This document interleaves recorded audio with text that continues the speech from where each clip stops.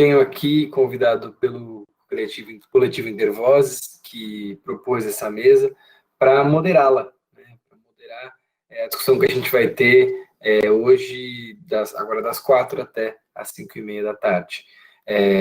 Convido os meus colegas palestrantes para abrirem as suas câmeras, para que eu apresente todo mundo. E já adianto o seguinte: a gente vai ter uma rodada de falas iniciais, né, por volta de 10 a 12 minutos de falas iniciais, e em seguida nós vamos ter um debate aqui, a gente vai coletar as perguntas e a gente vai ter algumas rodadas de debate por aqui, né? Queria agradecer demais o convite de moderar essa mesa, que me dá muito prazer, porque acho que é uma mesa que vai trazer um debate extremamente atual, que amadureceu muito nos últimos meses, mas que ainda também não é que ele está totalmente amadurecido, né? Ele é um debate muito vivo hoje em dia, que é o debate sobre desinformação. Esse ano, além de um ano muito atípico por conta da pandemia de Covid, foi um ano muito atípico no campo das políticas de internet, né? Porque a gente teve uma discussão muito ferrenha no Congresso Nacional a respeito de um projeto de lei sobre fake news, e isso às vésperas de uma eleição, às vésperas da entrada em vigor, da agora já em vigor, Lei Geral de Proteção de Dados. Então, a gente tem um quadro muito novo, acho que muito instigante para a gente ter essa conversa, né? Eu tenho aqui, como palestrantes, a deputada Lídice da Mata, que é uma referência já nesse debate sobre a desinformação no Brasil, pela sua destacada atuação, em especial na Comissão Parlamentar Mista de Inquérito das Fake News.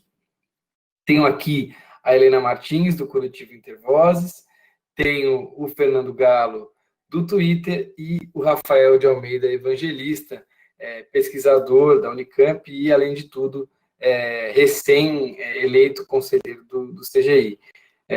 Bom, acho que essas apresentações se bastam, acho que cada um traz aí as perspectivas de seus setores, e acho que a gente pode ter um primeiro momento, uma primeira rodada, né, de falas bastante, enfim, propositiva, bastante de cada um trazendo mesmo qual é o seu diagnóstico em relação ao ano, né, nesse ano atípico, e aí a gente vai focando, vai conversando a respeito do que cada um vai levantando, né? Para começar, vamos dizer, para dar o pontapé inicial no nosso debate aqui, eu queria convidar a deputada Lídice da Mata, e acho que não abriu a câmera ainda, mas acho que está por aí. É só abrir a câmera, deputada. Para começar a falar, eu só aviso aos palestrantes que eu vou avisá-los quando passarem 5 minutos das suas falas pelo chat, e depois quando faltar 1 minuto para terminar. Então, como a gente tem 12 minutos de fala aí, depois dos primeiros 5 minutos, mais ou menos na metade da fala, e depois no finalzinho, quando faltar 1 minuto, para que a fala seja concluída. Deputada, então você vai dar um nosso pontapé inicial no debate, e depois a gente segue para os próximos palestrantes. A palavra é sua. Peço para todo mundo fechar as câmeras para que a deputada possa fazer sua exposição. Depois a gente abre de novo. Bom, boa tarde. Como já fui apresentada, eu sou a deputada federal Lídice da Mata, sou relatora da CPMI. Uma CPMI que se iniciou com grande descrédito, com a grande oposição por parte dos apoiadores do presidente Bolsonaro, do seu partido, naquela Câmara, e por parte da imprensa com grande desconfiança. E ao longo do tempo de trabalho, de setembro até fevereiro, início de março, nós tivemos 24 audiências públicas, 5 ou 6 já audiências oitivas de investigativas, não é? E fomos, como todos, surpreendidos por uma pandemia que suspendeu o nosso trabalho. E, a partir daí, a nossa CPMI tomou mais ainda visibilidade. exatamente pelo primeiro ponto dessa discussão, que é desinformação e pandemia do Covid. Eu, lendo, estudando sobre esse assunto, me deparei com uma pesquisa da Avaz, que foi divulgada há poucos meses atrás, após logo o início da pandemia, e gostaria de trazer a vocês conhecimento. Primeiro, em relação à desinformação e à pandemia.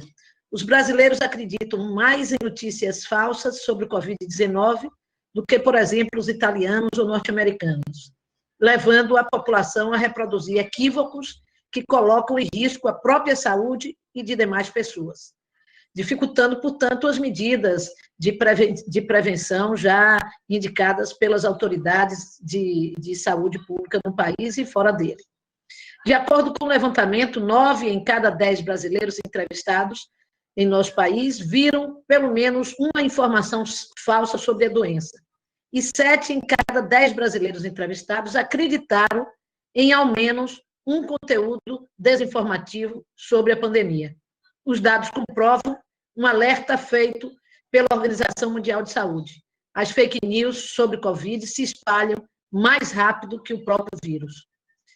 A plataforma que mais serviu a esse objetivo, independente da vontade deles, certamente, dos objetivos de espalhar desinformação no nosso país, foi o WhatsApp. A pesquisa apontou que 94% das pessoas consultadas viram ao menos uma das 10 notícias falsas sobre o coronavírus que mais circularam nas redes sociais e que foram listadas pela Organização Mundial de Saúde. O WhatsApp e o Facebook são as fontes mais citadas por aqueles que receberam fake news nos últimos tempos. Só o WhatsApp, sozinho, foi o canal de origem de 59% destes conteúdos falsos apontado pelo estudo. A discrepância no número de compartilhamento de notícias falsas para as verdadeiras também chamou a atenção dos pesquisadores. Às vezes você consegue um alcance em um vídeo falso de 20 milhões e no conteúdo verdadeiro poucos compartilhamentos. É muito discrepante o quanto as plataformas dão espaço para a desinformação e o quanto a ciência, os fatos verificados, são abafados pelo próprio modelo de negócio nas redes sociais. Aspas da pesquisadora Laura Moraes, coordenadora da campanha Avaz. É verdade que nesse período, após um debate muito intenso que está ocorrendo nessa pandemia a respeito das notícias falsas ou fraudulentas ou desinformação, as plataformas tentaram criar algum mecanismo para conter as desinformações. O Google vem priorizando em seu buscador o posicionamento nos primeiros resultados dos canais oficiais, como o Ministério da Saúde, por exemplo, quando são pesquisados assuntos sobre coronavírus. Já o Facebook tem vinculado uma central de informações sobre doenças sempre que os usuários procuram algo relacionado ao tema e apresentado organizações de saúde reconhecidas como fonte de informação. O WhatsApp, por sua vez, apontado como uma ferramenta que mais reproduz informação, tem se mostrado tímido nas medidas de controle. Tivemos e temos ainda a disseminação de informação de todo tipo em relação ao tratamento e até cura do Covid-19. Este é mais que um problema de desinformação, é um problema de saúde pública, pois estas inverdades, distribuídas pelas redes sociais e aplicativos de mensagens, podem ter custado vidas. Acredito que pode sim haver uma rede organizada a espalhar informação não verdadeiras, também em relação à pandemia. Nesse sentido, as plataformas podem ajudar, colocando em prática seus termos de uso, que hoje já condenam, melhor dizendo, condutas consideradas abusivas, agressivas, difamatórias ou propagadoras de informações não verdadeiras. O Facebook tirou do ar um vídeo da conta do presidente dos Estados Unidos, Donald Trump, por considerar que contém informações falsas. Na gravação, Trump dizia, em entrevista à TV Fox News, que crianças são quase imunes ao novo coronavírus. Portanto, No que diz respeito à pandemia, nós vivemos uma pandemia paralela à pandemia do vírus, que é a pandemia da desinformação, a pandemia da fake news. A nossa CPMI, como disse, tem o seu trabalho suspenso, porém, mesmo com esse trabalho suspenso, nós temos atividade administrativa que se desenvolve e, principalmente, a ideia de que nós temos uma circunstância de toda essa discussão que estamos tratando da pandemia, servimos como referência, porque todos os processos desenvolvidos a partir daí tomaram a CPMI como uma referência. Ou seja, o inquérito do Supremo Tribunal, a própria ação do Facebook, quando retirou perfis das redes sociais, se baseou nas denúncias da CPMI e buscou investigar paralelamente, chegando ao mesmo caminho que a CPMI estava tendo nas suas denúncias daqueles perfis. E, finalmente, né, mais recentemente, o próprio Supremo chegou a admitir que utilizou também de dados que foram noticiados pela CPMI como os mais destacados nas denúncias, né, feitas dos perfis, tanto que, se vocês repararem, personagens que já haviam sido denunciados na CPMI foram aqueles que tiveram contas, ou que tiveram sigilo quebrado, que tiveram determinação de busca e apreensão, e, mais recentemente, investigações feitas no sentido de identificar o financiamento das notícias falsas, ou mesmo a investigação buscando identificar os organizadores das manifestações contra as instituições democráticas, portanto, com caráter antidemocrático, eles vão parar também em pessoas que foram mais ou menos identificadas já no primeiro inquérito do Supremo Tribunal, e que são pessoas, empresários que se relacionavam com a campanha do presidente Bolsonaro. As plataformas e as EPMI, né? As plataformas, no primeiro momento, praticamente ignoraram a CPMI, né? Tiveram uma postura meio negacionistas, digamos assim, de não darem valor à CPMI, de negarem mesmo informações, dizendo que tinham que responder nós, para recebermos aquelas informações, tínhamos que usar de um termo de acordo internacional do Brasil, para que a sua matriz autorizasse a dar, mas, com o tempo, a gente vai percebendo que essas plataformas têm buscado outro tipo de comportamento, a partir, inclusive, da reação do Congresso Nacional, quando o projeto de lei que foi apresentado pelo senador Alessandro Vieira, ele ganha uma relatoria, um novo texto, e é finalmente aprovado pelo Senado Federal, com um texto que considero que foi um texto ruim, porque terminava sendo um texto que ameaçava a liberdade na rede, a liberdade de expressão, e que nós, na Câmara, buscamos um outro caminho, que foi o caminho de fazer um seminário sobre cada um dos pontos do projeto, e estamos avançando bastante no debate, na compreensão e na mudança de opinião de, pelo menos, grupamentos importantes de deputados dentro da Câmara dos Deputados, e caminhando mais para enxergar esse projeto como um projeto que deve atuar muito mais no sentido de buscar da transparência às ações dentro da rede, do que coibir as ações na rede. A partir daí, é preciso destacar o processo eleitoral de 2020. O processo eleitoral de 2020 não está livre das fake news, mas eu diria que mudou muito a posição do TSE, que timidamente se comportou na eleição de 2014 e na de 2018, tentando avançar, mas pelo próprio desconhecimento sobre o assunto, porque nós fomos, digamos, a política e o Tribunal Superior Eleitoral surpreendidos por algo que desconhecíamos o seu funcionamento, terminou que a ação do TSE foi praticamente ineficaz para combater a CPMI, ou para combater as fake news. No entanto, agora nós já podemos notar uma postura bastante diferente. O ministro Barroso está se colocando assim como um grande, digamos assim, um lutador nesta frente de batalha que é o enfrentamento das fake news. E temos campanhas do TSE nas redes sociais, na TV, no rádio, plataformas novas buscando identificar o combate à fake news e até a deepfakes, né?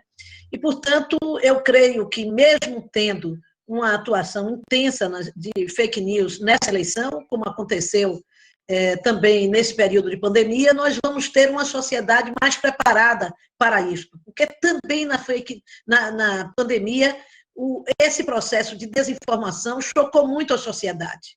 E muitos foram os que passaram a procurar ouvir as redes de televisão, portanto, os jornais, portanto, as fontes oficiais, digamos assim, a imprensa oficial, extraoficial, privada, mas oficial do ponto de vista de institucional, né, no país, para comprovar se aquelas informações eram falsas ou verdadeiras. E uma reação da sociedade às fake news, que baseou, inclusive, deu sustentação àqueles que buscaram apresentar um projeto na Câmara dos Deputados. Acho que, portanto, nós vamos enfrentar esta eleição com dois elementos, digamos assim, que melhoram muito o ambiente de trabalho no combate à fake news. Primeiro, que é a consciência da população de que a fake news existe, né? Diferente de quando nós iniciamos a CPMI, que a bancada do governo dizia que essa história de fake news era uma brincadeira, era mentira, era apenas gente brincando na rede, memes que eram ingênuos, e a tiazinha, o tiozinho no WhatsApp, coisas do gênero. E, na verdade, hoje nós temos um início de criação de uma consciência da sociedade de que elas existem e são deletérias, tanto o enfrentamento da pandemia e o cuidado com a saúde no Brasil neste momento, quanto a democracia. E também a situação do TSE, do próprio TSE, que tem uma atitude muito mais avançada e muito mais de protagonizar a luta contra a fake news do que tivemos no passado. E essa formação de opinião da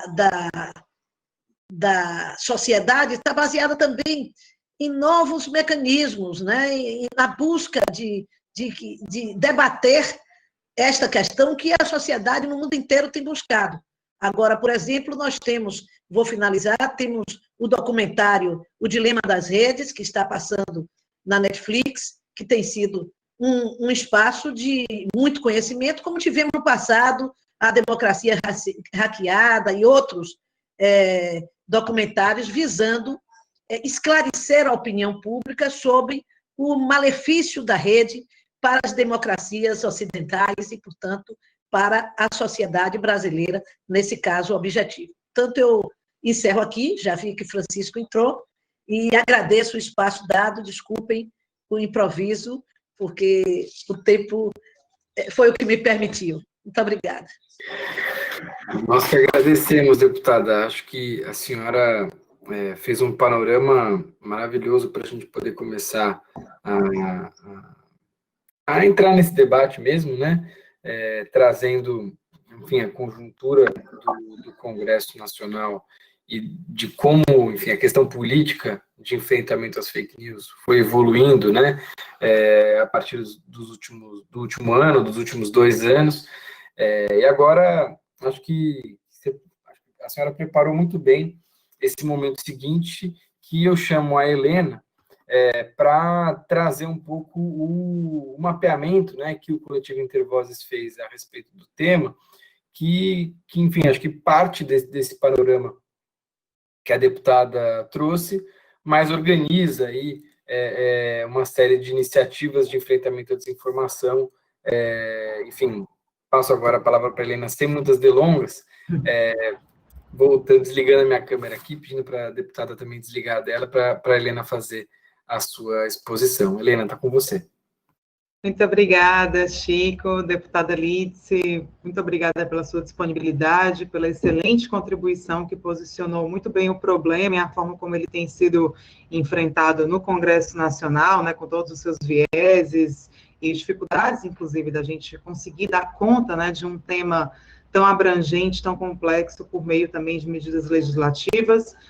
Vou trazer aqui o olhar do Intervozes, coletivo que já há bastante tempo também tem atuado bastante com esse tema, pesquisado, produzido informações, lançamos recentemente um livro sobre isso, e hoje eu queria apresentar também para vocês uma pesquisa que o Intervozes está finalizando, que foi elaborada por mim, em parceria também, né, com a Bia Barbosa e o Jonas Valente, uma pesquisa que vai enfatizar exatamente a participação das plataformas digitais nessa busca por respostas e ao problema da desinformação. Acho importante mencionar que, né, o nosso workshop tem como esse tema, né, Covid e eleições, e acho que o que encontra nessas duas situações é exatamente a gravidade da questão da desinformação, né? A OMS mesmo declarou, né, que a gente está vivendo uma pandemia, mas também uma infodemia, e chamou a atenção para a necessidade de estabelecimento de respostas a essa situação. Nós vimos, ao longo de todo esse processo da pandemia, a permanência do problema da desinformação, que tem chocado tanto, né, colocado em risco, de fato, diversas democracias em todo o mundo. Infelizmente, vimos também uma operação política muito expressiva, inclusive aqui no Brasil, né, para disputar os sentidos em relação ao problema da pandemia. E, a nosso ver, essa situação toda mostra que o problema persiste e que possivelmente será também bastante sentido no contexto das eleições municipais, inclusive por conta da capilaridade das eleições, da diversidade de interpretações do judiciário em relação a esse tema e da nossa dificuldade, inclusive, de pôr fim aos esquemas, né, de produção artificial em escala industrial da desinformação. Por isso, nós optamos por focar, né, enfatizar o papel das plataformas digitais. Já há algum tempo, o Intervozes tem elaborado várias propostas, lançamos um documento com 10 medidas para enfrentar a desinformação, além do livro já mencionado, de cartilha também sobre o tema, da participação nos debates do projeto de lei, né, da transparência que tramita no Congresso Nacional. E com essa pesquisa a gente quer ressaltar o seguinte: não haverá um enfrentamento à desinformação sem o envolvimento concreto das plataformas digitais e sem, inclusive, a mudança no modelo de negócio dessas plataformas, porque, de fato, né, tem muita conexão com isso. O que nós percebemos é que, em geral, nenhuma das plataformas tem um conceito de desinformação, não apresenta esse conceito, né? E mais, né, as plataformas, em geral, também não têm uma política definida para o tratamento da desinformação e também não têm mecanismos efetivos, organizados como equipes, né, para lidar com as questões de desinformação. Então, nós temos aí uma ação. Em geral, as plataformas não assumem o problema da desinformação e não dão destaque a esse problema, embora, né, haja políticas e estratégias mencionadas, sobretudo nos padrões da comunidade, que vale, né, enfatizar que são padrões definidos unilateralmente pelas próprias plataformas.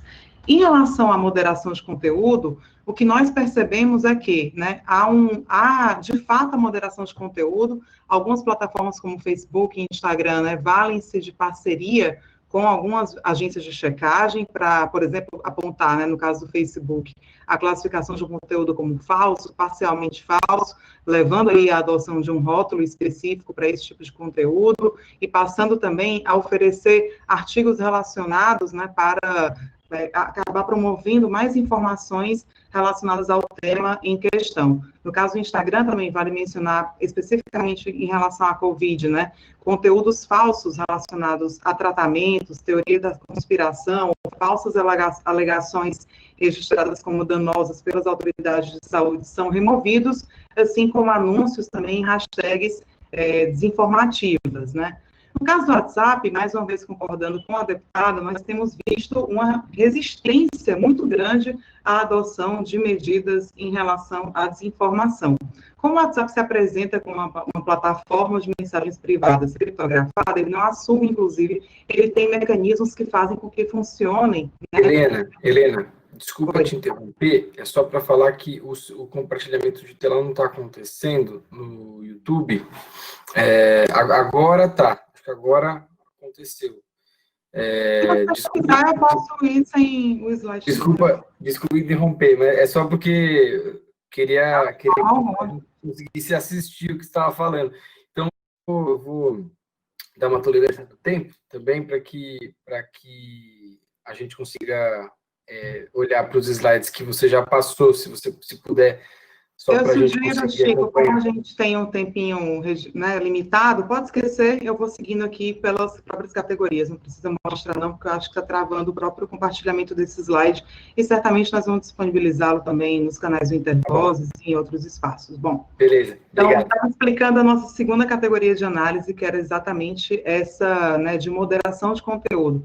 Falava, por último, né, do papel do WhatsApp, que não tem reconhecido que vários mecanismos dele, como listas de transmissão e outros, né, acabam também incidindo nisso, mas fazendo, portanto, com que ele seja utilizado muito mais como rede social do que como um aplicativo de mensagens privadas, né, mas ele tem atuado, por exemplo, em relação à redução da circulação, por meio do limite aos encaminhamentos de mensagens, né. Já no YouTube, o que nós percebemos são várias políticas adotadas, né, e, sobretudo, algumas relacionadas ao que eles chamam de desinformação danosa, conteúdos limítrofes, né, deixando, por exemplo, de recomendar alguns vídeos que são tidos como a partir dessas categorias, né, também a remoção de conteúdos e canais que desrespeitam a política para eleições, que foi definida pela plataforma, e também passou a remover informações enganosas sobre a Covid-19, sobretudo desinformação médica, medicamentos perigosos, e também alguns conteúdos relacionados à origem do vírus, mas é importante mencionar, né, que não houve, por exemplo, a suspensão de toda a publicidade em torno da pandemia, né? Ela, infelizmente, não foi toda restrita, e já há pesquisas que mostram, inclusive, que conteúdos que têm sido patrocinados no YouTube e, portanto, passam a circular mais e a ser recomendados, né, continuam circulando, mesmo tendo conteúdos questionáveis, né.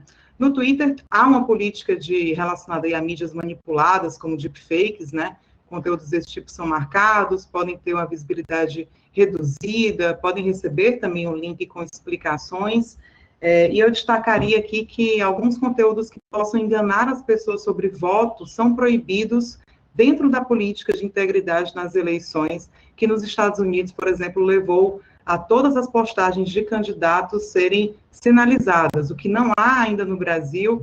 Eu gostaria, inclusive, de colocar esse questionamento, né? Por que o Twitter ainda não tem utilizado todas as políticas que já são desenvolvidas em outros países, né, para informar mais o usuário em relação a essas questões.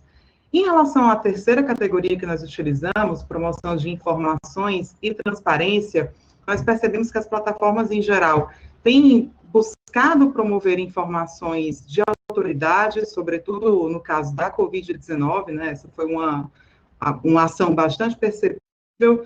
Há um lançamento de centros de informações sobre coronavírus por parte do Facebook, o WhatsApp também disponibilizou um hub de informações, o YouTube tem priorizado o que ele chama de vozes autorizadas, né, como canais de jornalismo, na busca por informações sobre eventos e políticos. Há também sessões especiais na plataforma relacionada à Covid-19, né? Caso também do Twitter, que tem ferramentas como ferramenta Conheça os Fatos, que exibe, né, que é exibida em pesquisas associadas à Covid-19, enfim. Então, percebemos que há essa promoção de informações autorizadas. E, por fim, em relação às medidas correlatas, é muito interessante perceber que a maior parte das medidas que nós conseguimos mapear nas plataformas são medidas que nós colocamos como medidas correlatas, exatamente por aquele problema que eu falei inicialmente, de não haver, né, uma disposição das plataformas de expressarem, de darem a ver que há um problema de desinformação que acontece em seu interior. Então, muitas medidas que acabam incidindo, né, se relacionando com a questão da desinformação, elas são, de fato, categorizadas como medidas correlatas, e aí são várias, né? No caso do Facebook, por exemplo, a derrubada de contas falsas, propagadoras de spam, ou consideradas de comportamento não autêntico coordenado. No caso do Instagram, que segue muito, né, até por fazer parte da mesma corporação, as políticas do Facebook, contas falsas ou redes de contas também enquadradas na categoria de comportamento inautêntico são derrubados. No caso do WhatsApp, muitas medidas correlatas estão associadas aí também à redução da circulação de algumas mensagens viralizáveis, né, que são muito encaminhadas na plataforma, também a utilização de ferramentas de tratamento de spam, de aprendizagem de máquina para retirar mensagens automatizadas e banir contas de usuários. No caso do YouTube, né, uma política própria contra o discurso de ódio, né, e o Twitter também utiliza uma política contra a propagação de ódio, que leva, por exemplo, à proibição de conteúdos com ameaças violentas, estereótipos, medo, assédio, conteúdos abusivos e outros tipos. Bom, pelo exposto, né, e a partir de toda uma análise comparada que nós fizemos, e poderá ser acessada em breve, né, quando a gente lançar essa pesquisa, que é uma apresentação prévia para o FIB, mas em breve essa pesquisa vai estar sendo lançada pelo Intervozes, mas o que nós podemos concluir, né, e termino com isso, é que, primeiro, né, as plataformas digitais não apresentam política e processos estruturados sobre o problema da desinformação, desenvolvem ações que são bem pontuais e bastante reativas no combate ao fenômeno, tanto é que nenhuma dessas empresas estudadas relatou ter um conceito e estrutura específicas, né, para dar conta dessa questão, que, na nossa opinião, pode levar a uma dificuldade na coordenação de iniciativas. Em relação à moderação de conteúdo desinformativo, a verificação de conteúdo se dá muitas vezes por agências externas, né? Mas não há nenhum processo de acompanhamento, de transparência, de devido processo que possa facilitar, inclusive, a coordenação dessas iniciativas e, sobretudo, dar ao usuário o poder de participar delas, né? Vou dar um exemplo para ir finalizando. No começo da pandemia, a OMS não fez a defesa do uso de máscaras. Depois isso passou a ser feito. Nós vemos que, muitas vezes, né, como neste caso, aquilo que é verdade ou que é mentira, né, é difícil de ser, de fato, afirmado. Há uma zona de cinza que é feita, que é colocada a partir do contexto, né, da avaliação, das culturas locais, inclusive. Por isso, a nosso ver, é muito problemático que as políticas de moderação de conteúdo sejam feitas de uma forma unilateral, sem nenhum controle social, sem nenhum processo, inclusive, que permita aos usuários, em geral, poder questionar alguma marcação ou mesmo a retirada de algum conteúdo, né? E não há uma possibilidade, né, dos usuários participarem efetivamente da definição, né, de conteúdos que são, em geral, necessariamente passíveis de análise a partir do contexto. Isso nos preocupa muitíssimo, e isso fala, né, também concordando com a deputada Lídice, da importância de avançarmos em políticas que garantam transparência, né, e que garantam o empoderamento digital das e dos cidadãos, o que nós, infelizmente, não temos visto ainda neste momento, né?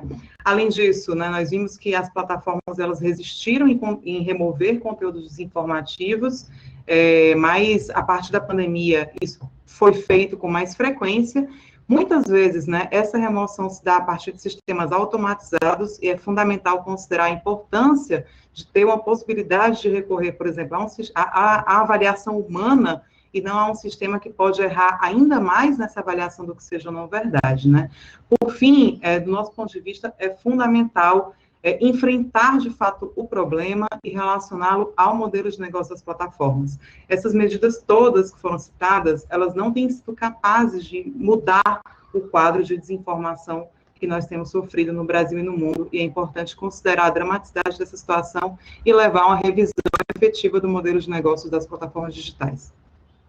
Obrigada. Depois a gente vai compartilhar o slide, já parece que deu uma travadinha aí na transmissão. Helena, muito obrigado. Queria pedir desculpas aí para o pessoal que estava assistindo, se deu alguma confusão nos slides, mas eu acho que a exposição da Helena na no áudio, acho que foi super clara nos momentos que se travou alguma coisa, e ela mesma disse que vai disponibilizar o material depois. Então, acho que foi super, enfim, super didático e super importante para a gente continuar nosso debate aqui. E, bom, como a Helena estava falando, né, o mapeamento que o Intervozes fez abrangeu muitas das próprias políticas que as plataformas colocaram em prática para tentar conter os processos de desinformação, enfrentar esse fenômeno, né?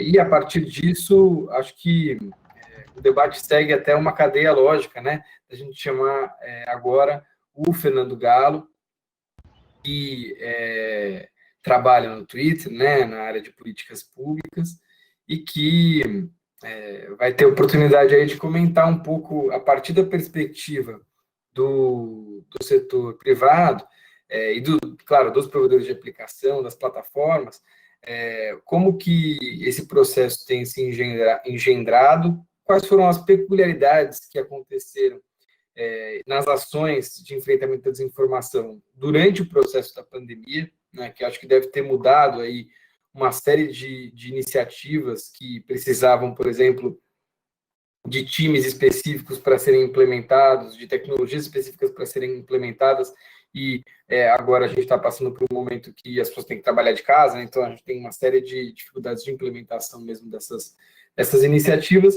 bem como comentar aí o que ele acha pertinente da conjuntura que a gente tem vivido a respeito não só das iniciativas que as plataformas estão colocando em prática unilateralmente, né, a partir da sua própria iniciativa, mas também do que a gente tem como panorama legislativo, discussão legislativa, como foi comentada mesmo pela deputada Lídice da Mata, que teve que se ausentar agora um pouquinho por conta de uma votação que está acontecendo agora mesmo no plenário da Câmara.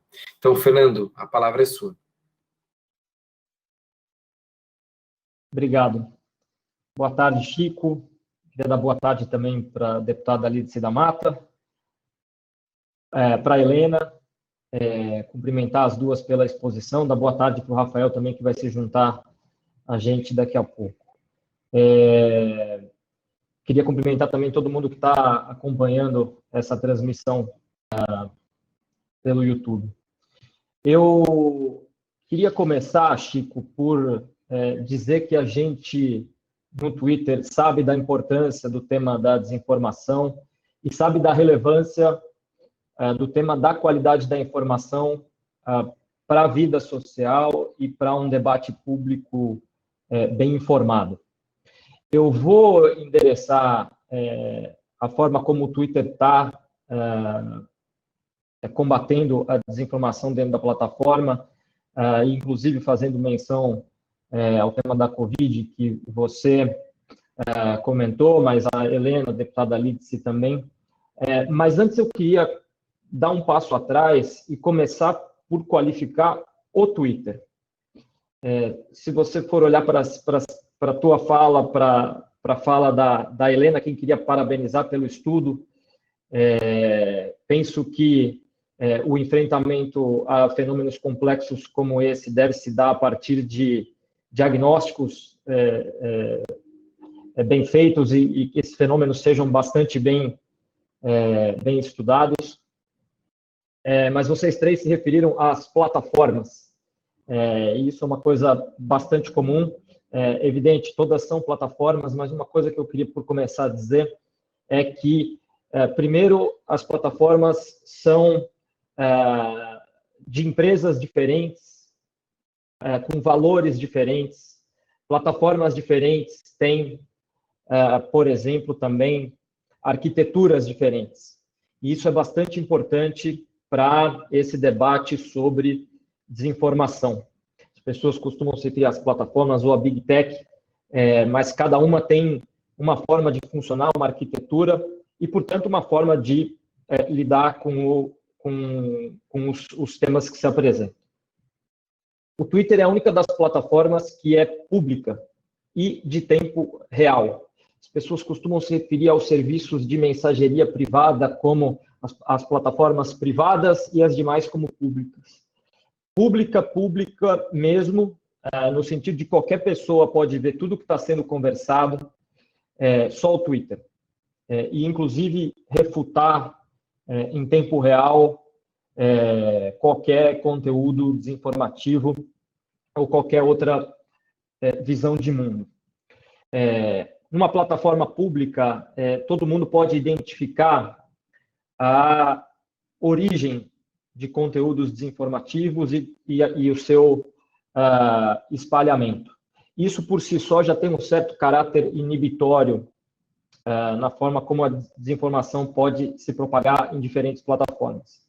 A tal ponto, e aí só para dar um exemplo, o Instituto de Internet de Oxford fez uma pesquisa em 2018, no segundo semestre de 2018, a respeito da circulação de conteúdo relacionado às eleições no primeiro turno no Twitter aqui no Brasil. Uma pesquisa feita por 8 pesquisadores, sendo 3 brasileiros, e uma das conclusões, um dos achados do estudo, foi o de que só 1,2% do conteúdo que circulou no Twitter durante o primeiro turno da eleição foi o que os pesquisadores classificaram como conteúdo de baixa qualidade. Um dos pesquisadores, inclusive, participou há alguns meses de um seminário organizado pelo presidente da Câmara, Rodrigo Maia, a respeito de notícias falsas, e ele disse, bom, para a gente isso foi contraintuitivo, mas foi aí o momento em que a gente disse, olha, se tem algum fenômeno desinformativo, não era no Twitter que ele estava acontecendo. E a gente começou a olhar para outros espaços. Isso, evidentemente, não significa que o Twitter não tenha um forte compromisso no combate à desinformação, muito pelo contrário. Nós estamos olhando para esse fenômeno sob diversos aspectos e tomando abordagens diversas, endereçando mensagens diversas a esse respeito. Eu vou falar sobre algumas das mais importantes delas. Como é que a gente está olhando para isso? Primeiro, combatendo proativa e agressivamente qualquer tipo de automação maliciosa ou outras tentativas de manipulação de plataforma. O debate aqui no Brasil, aliás, que precisa ser mais bem qualificado, está muito focado a respeito do uso dos robôs maliciosos, mas não é só usando robôs que alguém pode tentar manipular uma plataforma. Nós estamos atentos a isso e combatendo, portanto, automações maliciosas e outros tipos de manipulação de plataforma de uma maneira agressiva e proativa. Desenvolvendo políticas, e aí eu vou citar algumas delas. Em março, nós lançamos a nossa política de mídia sintética e manipulada, para fazer frente aos chamados deepfakes, né, que são mídias 100% sintéticas, criadas, mas também mídias manipuladas, que tenham sido distorcidas com o objetivo de tentar enganar as pessoas que utilizam o Twitter. Foi, aliás, uma política que a gente desenvolveu após um processo de consulta pública. A gente tem feito cada vez mais isso com o desenvolvimento das nossas políticas. Não foi o único caso, fizemos isso em outras circunstâncias também, levando a público, dizendo, olha, a gente queria fazer uma política sobre mídia sintética e manipulada, o que é que nós deveríamos considerar e o que é que nós deveríamos deixar de fora. Foi um processo no qual a gente recebeu no mundo todo milhares de contribuições que nos ajudaram a formatar a política. Da mesma forma, a nossa política de Covid, né? O desenvolvimento de políticas, ele às vezes pode levar meses, mas no caso de Covid, menos de uma semana depois que a OMS decretou a pandemia, a gente tinha uma política estabelecida que limitava alguns conteúdos que as pessoas, portanto, não poderiam twittar e que a gente sancionaria caso as pessoas viessem a fazê-lo.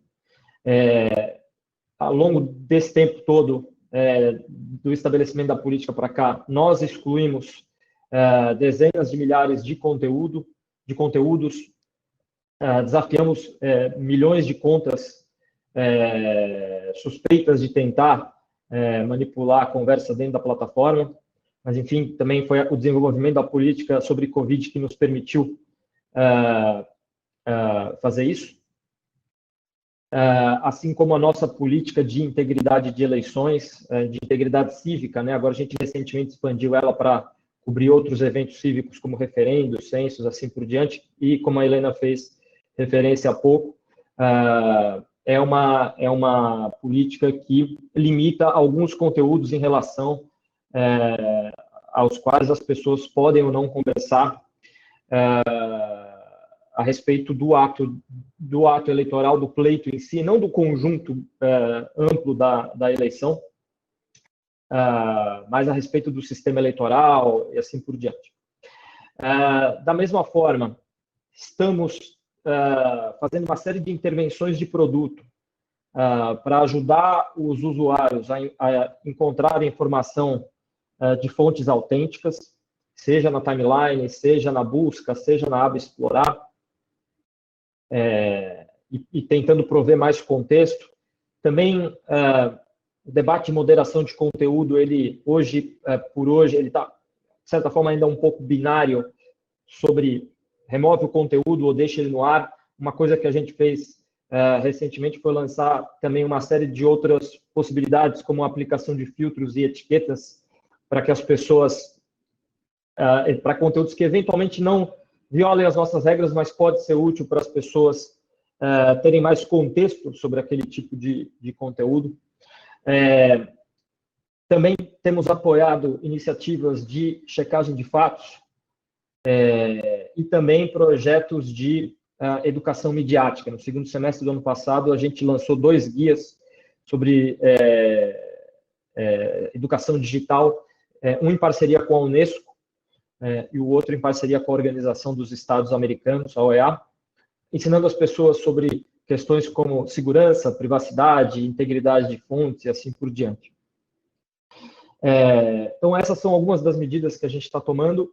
Por outro lado, é importante dizer, o Twitter não tem uma política em relação à qual a gente ateste veracidade de conteúdo, por entender que não é papel de uma empresa privada, numa democracia, arbitrar o que é verdade ou não. Então, mais ou menos dessa forma que a gente está olhando para o fenômeno da desinformação, que todos sabemos é um fenômeno bastante complexo. O Twitter definiu seu propósito de existir como servir à conversa pública, e evidentemente a gente quer servir a uma conversa pública que seja saudável e bem informada, e vamos continuar nos aprimorando à medida que as coisas vão evoluindo. O mundo vai evoluindo e o nosso trabalho tem que evoluir sempre para fazer frente aos desafios que estão colocados. Então, para a minha primeira intervenção, era isso que eu queria dizer, mas me coloco aqui à disposição para as perguntas. Obrigado.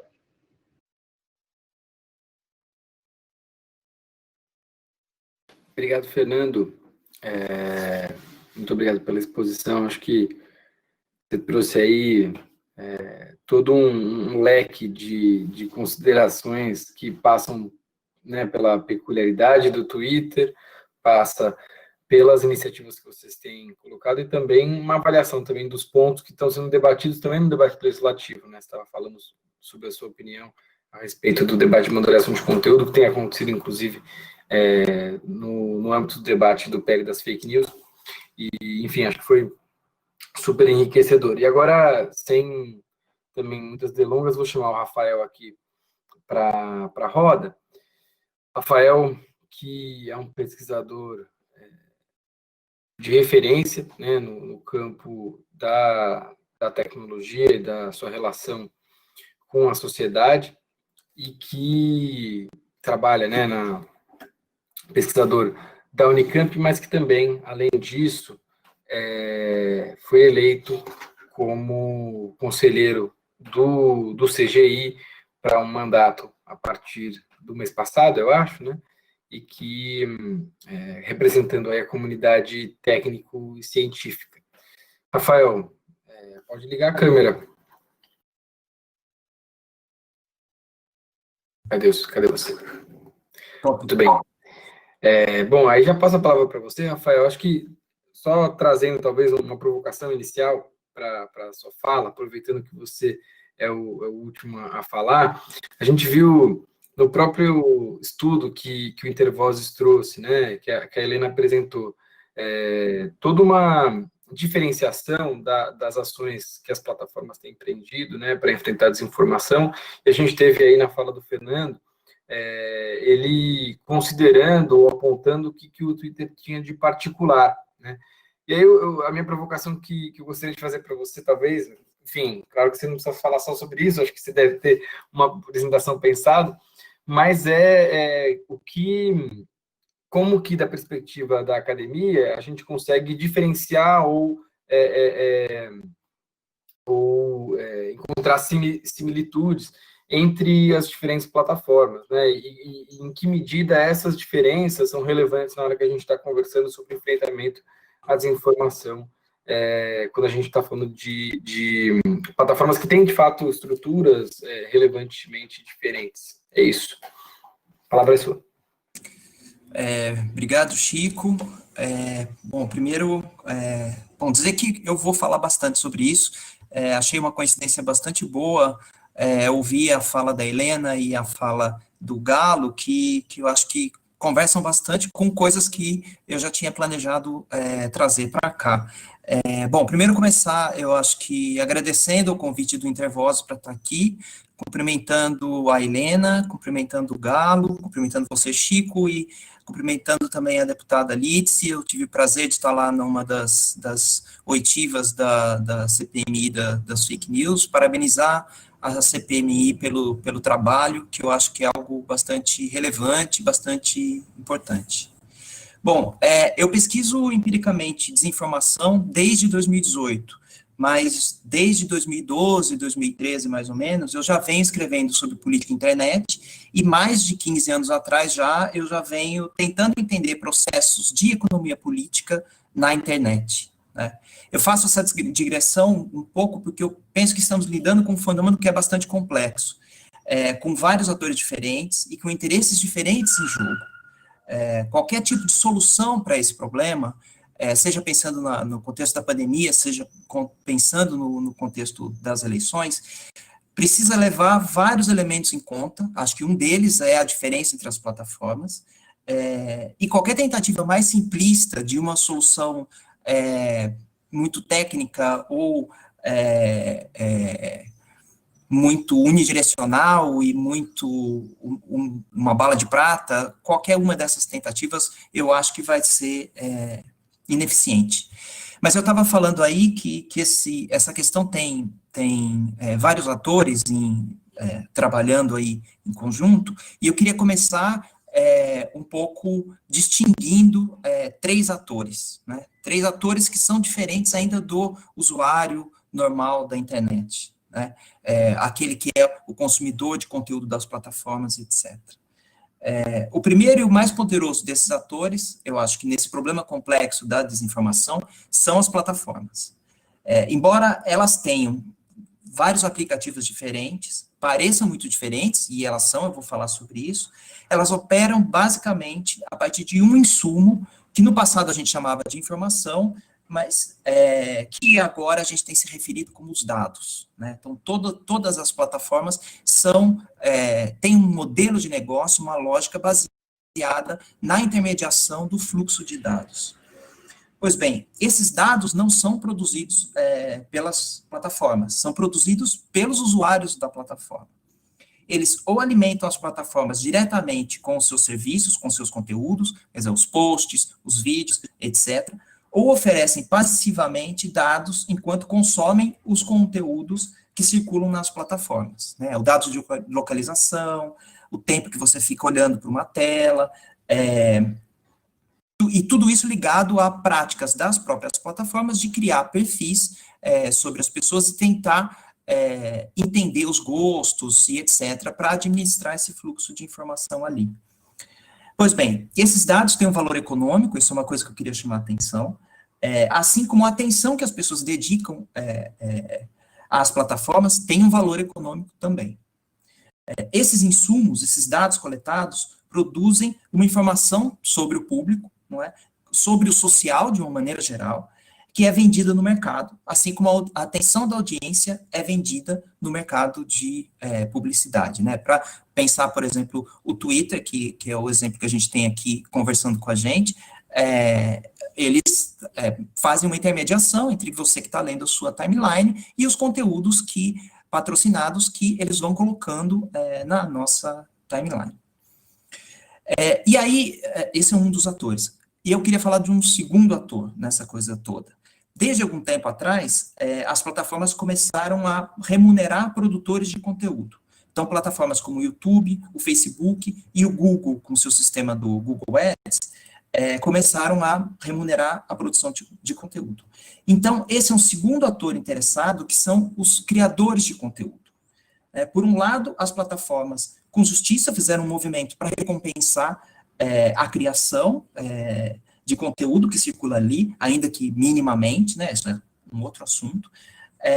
Por outro, você tem o estabelecimento de um novo estímulo para a criação de conteúdos que são produzidos para circularem bastante, o máximo possível, né? Então, o produtor de vídeos, alguém que faz um vídeo do YouTube, procura fazer aquilo da maneira mais, para usar uma palavra ruim, apelativa possível, para que aquilo circule bastante e ele possa receber de acordo com as visualizações.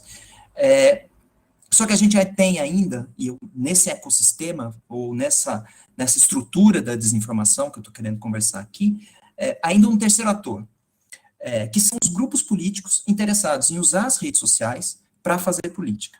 Isso em si é algo legítimo, né? É parte da ideia de que é impossível fazer comunicação sem política, né? Se tem comunicação, você tem política, e faz parte do exercício democrático essa livre comunicação, e você utilizar essa comunicação para arregimentar eleitores, convencer as pessoas de ideias que você ideologicamente se aproxima.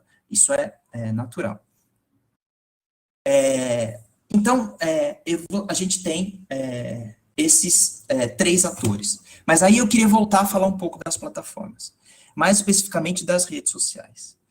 Todas elas têm basicamente um mesmo modelo de negócio, que é aquele que eu vinha falando, baseado em dados produzidos pelos usuários. Elas lucram com a circulação e com a exposição desses dados, com anúncios vinculados à audiência. Assim como lucram com as análises vendidas a terceiros sobre o comportamento dos consumidores apurado a partir dos dados coletados. Nesse sentido, as plataformas não são atores neutros.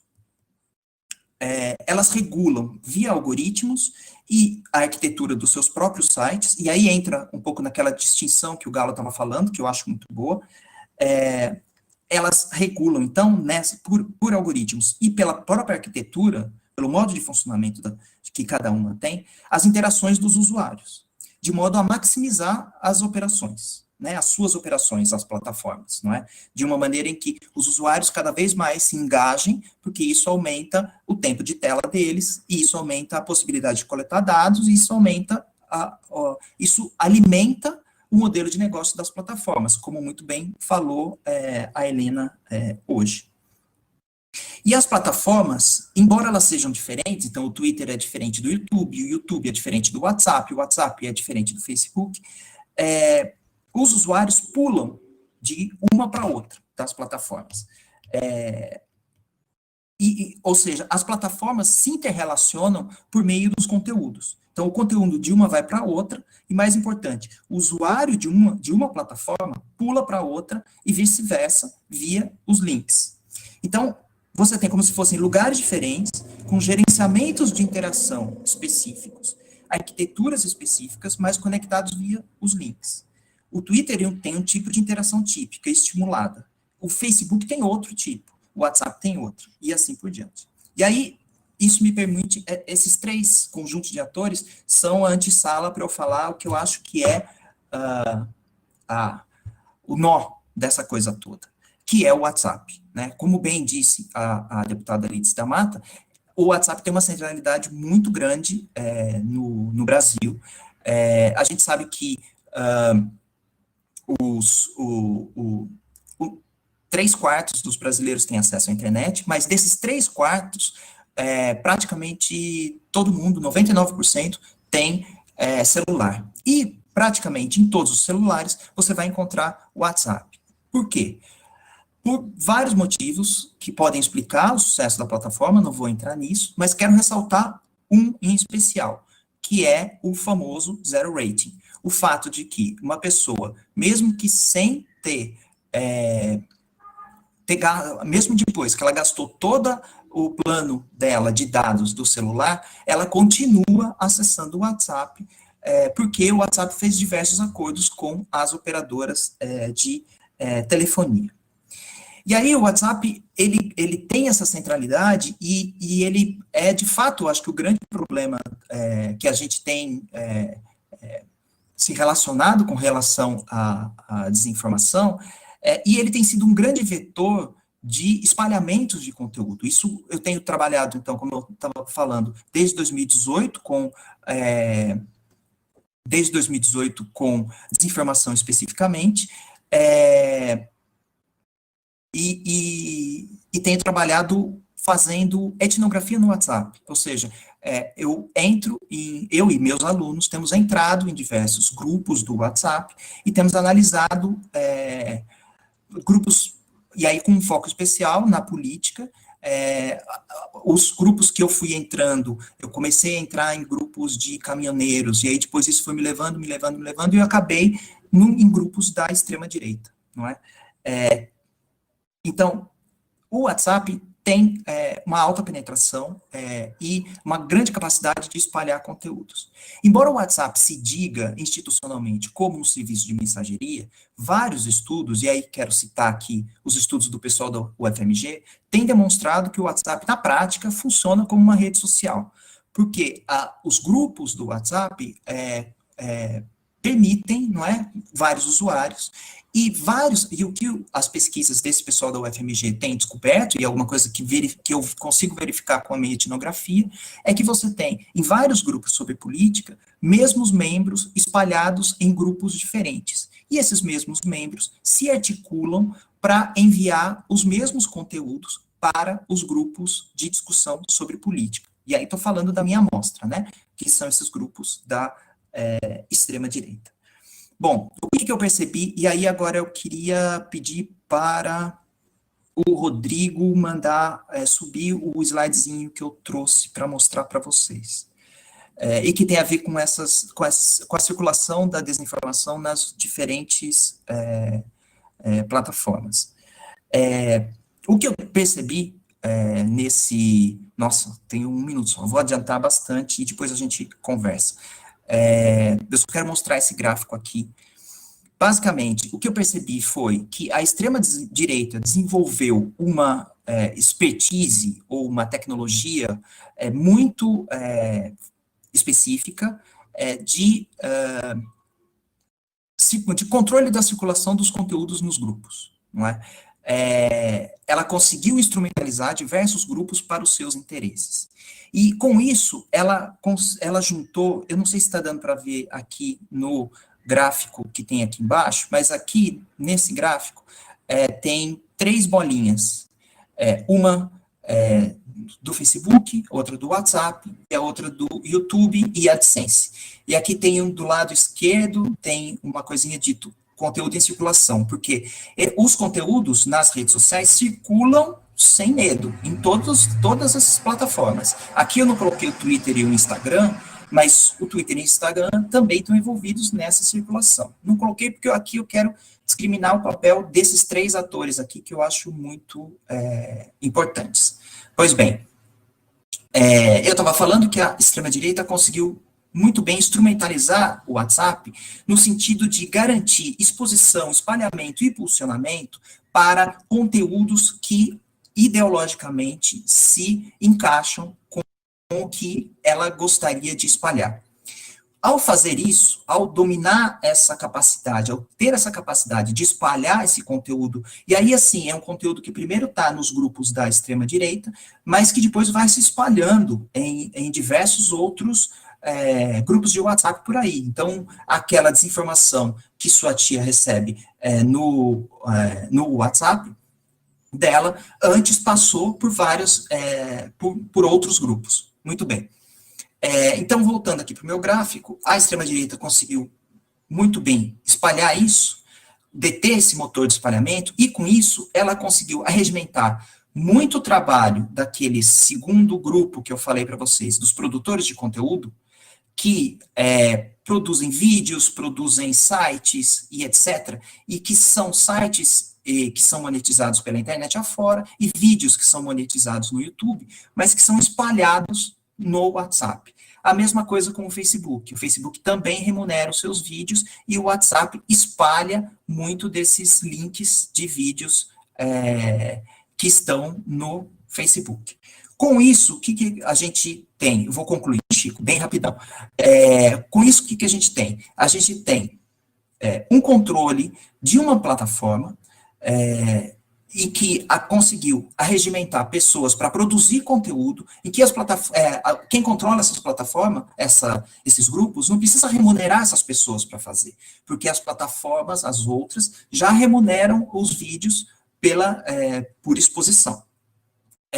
No contexto da pandemia, eu consegui perceber isso muito claramente, e perceber uma adequação entre o conteúdo desses vídeos ou dessas produções que circulam pelo WhatsApp se encaixando com a agenda oficial do governo. Então, basicamente, e essa é a minha última coisa para concluir, eu percebi dá para a gente perceber uma evolução, uma transformação de diversas ênfases. Então, primeiro, a pandemia foi tratada como algo irrelevante, a fase da gripezinha. Depois a gente teve uma fase das falsas curas, então se popularizaram vários vídeos falando sobre chá com limão e todas essas coisas. Depois a gente teve uma fase da negação da própria pandemia, então todos os números estariam inflados, aquilo tudo seria um truque dos governadores para enganar as pessoas e aí conseguir mais verbas do governo e etc. Depois a gente teve a fase da cloroquina, então a cloroquina anunciada pelos grupos como a solução definitiva, né? A cloroquina é um remédio que se sabe que não tem eficácia comprovada, e depois a gente entrou agora a fase da negação da máscara. Então, a pandemia não é relevante, você não precisa usar máscara, e a máscara se tornando, isso é perigosíssimo, a máscara, que é um item de segurança importantíssimo, acabou se tornando algo ligado a uma oposição ao próprio governo. Claro, essas fases todas eu fiz aqui um modelo em que, falando de uma certa passagem, mas são ênfases. Todos esses argumentos nos grupos continuam se interagindo.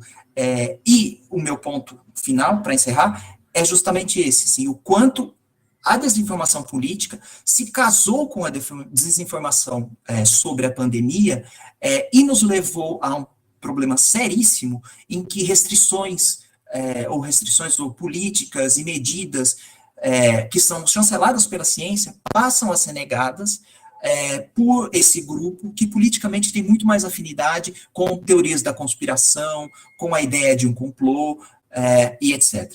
É isso, desculpem ter estourado o tempo, mas eu acho que a gente vai ter oportunidade de continuar conversando e daí eu esclareço alguns pontos aí que ficaram eventualmente corridos. Obrigado.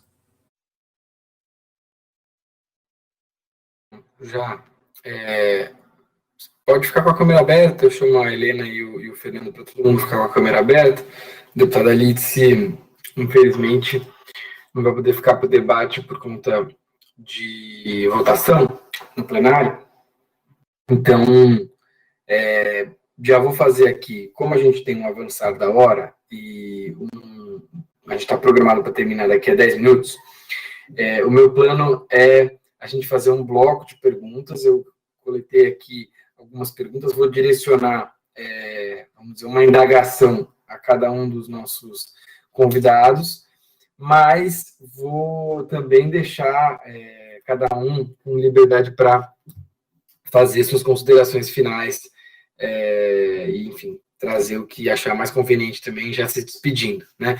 Então, bom, a gente tem uma série de perguntas aqui, tem algumas do Rogério Matos, outra pergunta da Pamela Araújo, E acho que tem uma pergunta da Pamela que também é abordada pelo Rogério. A pergunta da Pamela é: qual é o método algorítmico utilizado pelo Twitter para combater os robôs, os bots, né, na sua plataforma? O Rogério insiste e pergunta como poderíamos combater os usuários falsos e os usuários robôs, considerando que muitos são propagadores de notícias falsas, né? Então, eu queria direcionar para o Galo essas perguntas, já pedindo para ele comentar um pouco essa questão dos robôs, aprofundar um pouco nesse sentido, porque acho que essa é uma pergunta que geralmente surge bastante, tem uma série de ferramentas que estão na plataforma ali, né, que indicam, essa conta é robô, essa conta não é, mas a gente não sabe exatamente qual é o método também utilizado por essas ferramentas para localizar onde estão os robôs, e a gente tem até a própria plataforma fazendo esse trabalho. Então, direciono essa pergunta para você, Galo. Para a Helena, a gente tem uma pergunta ótima do Rogério Matos também, que é a seguinte: não seria uma solução criar algoritmos que, do mesmo modo que indicam conteúdos, indicassem para agências de verificação os conteúdos que devem ser avaliados, e só então seriam direcionados amplamente? Então, criando uma espécie de filtro aí pelas agências de checagem, e aí emendo uma indagação para a Helena pensando no seguinte sentido: o papel das agências de checagem nesse debate, né? Como que elas têm aparecido e qual é a avaliação que o Intervoz tem feito disso, né? E, por fim, direcionar para o Rafael, entender como é que ele entende a questão das bolhas, né? Nesse cenário de multiplataformas, né? A gente tem uma outra pergunta que veio a respeito das bolhas, e aí, como a gente entende bolha num cenário que a gente tem várias plataformas diferentes interagindo entre si. Então, não é que a pessoa está só presa dentro de uma plataforma só, né? Ela está interagindo com várias plataformas ao mesmo tempo. Então, como entender esse fenômeno aí? Então, começando pelo Fernando, aí depois Helena e depois Rafael, a gente encerra 3 minutos cada um para a gente conseguir exercer nossa capacidade de síntese. Fernando, por favor. E aí acho que a gente pode ficar com a câmera aberta todo mundo, porque já estamos terminando mesmo. Vou tentar ser o mais disciplinado possível. Eu preciso tomar cuidado com essa resposta sobre robôs, porque a gente não pode dar muitos detalhes sobre o funcionamento desses nossos sistemas, justamente para não colocar em risco o trabalho, para que os maus atores não possam driblar as salvaguardas da plataforma. Grosso modo, é muito mais complexo do que isso, mas grosso modo, o que a gente está combatendo são automações que se comportam como spam. Aquelas que querem distribuir tweets em massa ou curtir tweets em massa, retweetar, assim por diante. Muitas vezes é muito claro para a gente quando uma conta é uma conta desse tipo, uma automação maliciosa. Se uma conta faz, por exemplo, 15 tweets em 1 segundo, é inumano fazer 15 tweets em 1 segundo, nesse caso a gente vai lá e automaticamente suspende a conta. Quando a gente tem uma desconfiança, mas não tem 100% de certeza, a gente vai lá e impõe um desafio para a conta obrigar, provar que ela tem um humano no controle dela. Pode ser obrigando a digitar um CAPTCHA, um celular, o número vai variando, o desafio vai variando. No momento em que a gente impõe o desafio, duas coisas acontecem. A primeira é que os tweets as contas ficam limitadas do ponto de vista da funcionalidade delas. Elas não conseguem tweetar, retweetar, não conseguem fazer nada. A segunda é que elas ficam limitadas do ponto de vista da visibilidade delas. O usuário médio do Twitter não vai ver aquela conta, porque os tweets dela não vão aparecer nas conversas, não vão aparecer na busca. O usuário médio do Twitter não vai vê-los. Só que esses mecanismos de defesa do Twitter, eles não estão refletidos em tempo real na nossa API. O que significa que, muitas vezes, os aplicativos ou os pesquisadores estão tentando, diga-se de passagem, com base em um número muito pequeno de dados, muito menor do que o próprio Twitter tem, detectar, adivinhar se uma conta é um robô ou não. O resultado disso é que a gente tem visto um sem número de pesquisas, inclusive de instituições sérias, superestimando a presença de robôs dentro do Twitter, aplicativos e pesquisas profundamente falhos do ponto de vista metodológico, e eu chamo a atenção para isso porque a gente quer ajudar a qualificar esse debate, porque ele está bastante mal feito. E vou aproveitar os meus segundos finais aqui também para endereçar o tema das bolhas e dizer que também nesse aspecto o Twitter é diferente das demais plataformas. O Rafael fala mais sobre isso, mas diferentemente de outras plataformas, no Twitter, mesmo que alguém decida seguir só contas de um determinado matiz ideológico, as pessoas estão sempre a um clique de entrar em contato com visões de mundo diversas, seja porque elas clicam numa hashtag ou porque elas clicam num trending topic, e esse é o hábito de navegação comum do usuário do Twitter. As pessoas sempre... O melhor lugar no mundo digital para as pessoas verem perspectivas diversas é o Twitter. Com isso, agradecer o convite e fico à disposição para outras oportunidades, a gente vai seguir conversando. Obrigado, Chico. Obrigado, Helena. Obrigado, Rafael, as pessoas que nos acompanham. Já vou emendar aqui na resposta para aproveitar o tempo. Ótimo.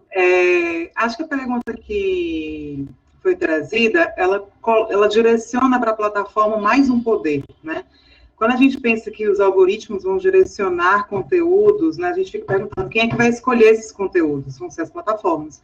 E acho que todo o nosso esforço tem sido de apresentar que, ao contrário dessa lógica, né, de criar mais poder para agentes que, como bem disse o Rafael, tem interesses também, né, também estão se colocando não como neutros, mas como produtores dessas formas de circulação da comunicação, na nossa defesa de que elas precisam tornar mais transparentes os critérios utilizados pelos algoritmos para sua ordenação, priorização, redução de alcance e direcionamento, explicitando também os efeitos para os usuários. Então, eu diria que, em vez de a gente delegar mais poder para as plataformas, seria mais importante exigir mais transparência, até para que pesquisas melhores possam ser feitas com mais informações, e para que o usuário, de uma forma geral, compreenda o funcionamento dessas plataformas e consiga também criar suas estratégias, né, para ter contato com outros conteúdos.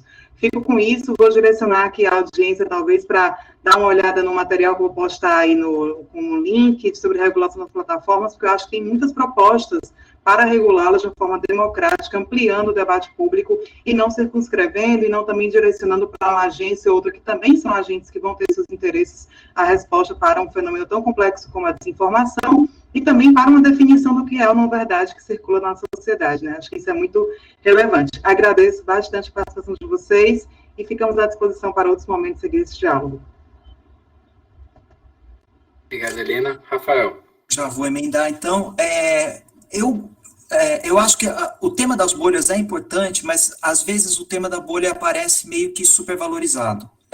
A tendência de a gente estar próximo de pessoas que comungam das mesmas ideias vai além das próprias plataformas. E também não é verdade que as bolhas sejam tão estritas, não é? Como está bem colocado na pergunta, existem múltiplas plataformas, as pessoas navegam por várias plataformas, e as pessoas também estão no mundo, né? Elas estão além das plataformas, elas vivem e conversam com outras pessoas, vivem a realidade. Então, eu acho que o problema das bolhas se torna um problema mesmo quando ele se liga à questão do modelo de negócio das plataformas. Por quê?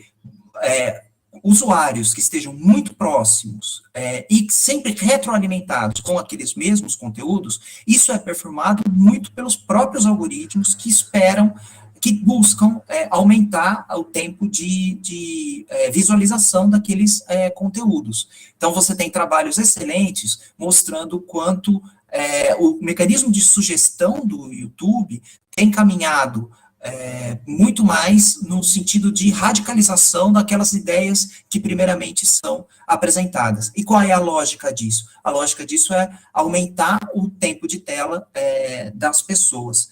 Mas aí, acho que mais ou menos respondida a questão, me permite, acho que fazer uma conclusãozinha, eu acho que sobre as coisas que são importantes, e dialogando com a Helena, sobre as coisas que são importantes para serem feitas para se combater, eu acho que a desinformação.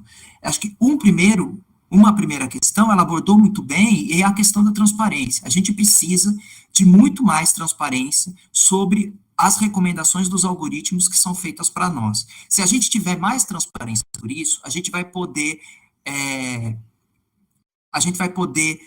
publicamente fazer uma crítica muito mais sustentada sobre os mecanismos de formação de bolhas e que tem arregimentado as pessoas. E o segundo ponto é pensar sobre os mecanismos o modelo de negócio das plataformas.